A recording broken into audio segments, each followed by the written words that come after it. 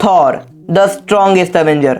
वैसे अक्सर हमारा थॉर हमेशा होल्ड बैक करता है, कभी भी अपना फुल पोटेंशियल नहीं दिखाता है। लेकिन क्या हो अगर थॉर होल्ड बैक ना करे और सामने वाले की फाड़ के रख दे। तो एक बार कॉमिक्स में सिविल वॉर इवेंट के बाद थॉर और टोनी के बीच एक फाइट हुई थी, जिसमें थॉर ने टोनी को बुरी तरह धोया था और धमकाया भी था।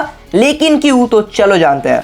जब थॉर बहुत दिनों बाद अपने घर एसगार्ड वापस आता है, लेकिन उसके पहले ये जान लो कि ये एसगार्ड अर्थ पर है, क्योंकि असली वाला एसगार्ड सर्टर ने डिस्ट्रॉय कर दिया था। सो थॉर जैसे ही वापस आता है तो वो देखता है कि पूरा का पूरा एसगार्ड तबाह हो चुका है।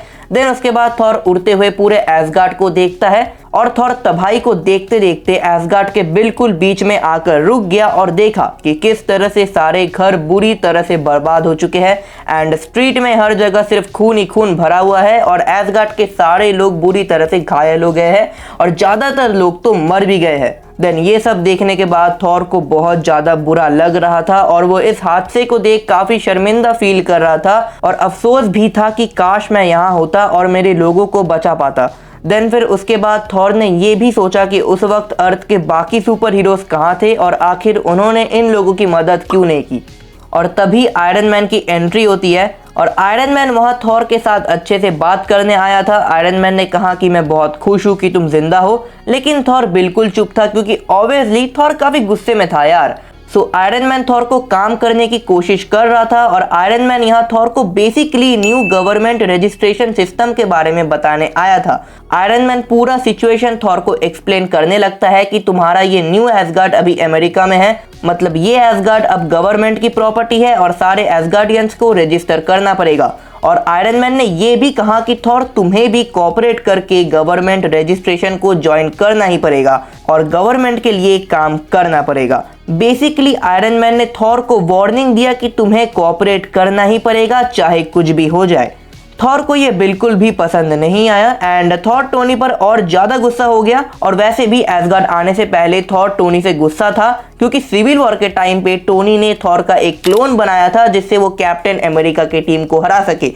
खैर कैप्टन की टीम तो हारी नहीं, बट उस क्लोन ने सब जगह तबाही जरूर मचा डाली और फिर उसको शांत हरक्यूलिस ने किया, क्योंकि वहां कोई अवेंजर उसको रोकने में केपेबल नहीं था। और थॉर को ये चीज बिल्कुल भी पसंद नहीं आया, क्योंकि थॉर का मानना था कि बिना मेरी परमिशन के तुम कैसे मेरा क्लोन बना सकते हो। और ये बात है भी सही, मैं अग्री करता हूँ थॉर से। फिर उसके बाद थॉर फुल गुस्से में अपने थंडर ब्लास्ट से आयरन मैन को एक हिट देता है, लेकिन फिर भी आयरन मैन थॉर को समझाने की कोशिश करे जा रहा था, लेकिन थॉर समझने के मूड में नहीं था। सो आयरन मैन के पास भी कोई चॉइस नहीं थी, उसने भी थॉर के ऊपर अपना पावरफुल रिएक्टर से एक शॉट ब्लास्ट किया, लेकिन थॉर को उस अटैक से कुछ नहीं हुआ। फिर थॉर ने एक बड़ा थंडर स्ट्राइक समन करके आयरन मैन का सूट सेकंड्स में तोड़ दिया। थॉर ने आयरन मैन को एक ऐसा अटैक दिया कि आयरन मैन हिल भी नहीं पा रहा था। उसके सूट के सब फंक्शंस पूरी तरह से बंद हो चुके थे। उसके बाद थॉर आयरन मैन का गला पकड़ के उसका फेस मास्क उतार कर आयरन मैन से कहता है कि तुम शायद गॉड ऑफ थंडर और एक मेटल मैन का फर्क नहीं जानते। मैं तुमसे लास्ट टाइम कह रहा हूं, उन गवर्नर से कह दो कि ये एसगार्ड किसी का बाप का नहीं है, और अगर फिर भी वो नहीं मानते हैं तो वो द गॉड ऑफ थंडर का असली कहर देखेंगे। तब टोनी को रियलाइज हुआ कि जितनी बार थॉर और वो लड़े हैं, उन सारे फाइट्स में थॉर हमेशा होल्ड बैक करता था। उसके बाद टोनी अपने बेस जाने के हालत में भी नहीं था, तो फिर थॉर ने टोनी को उसके बेस में छोड़ा।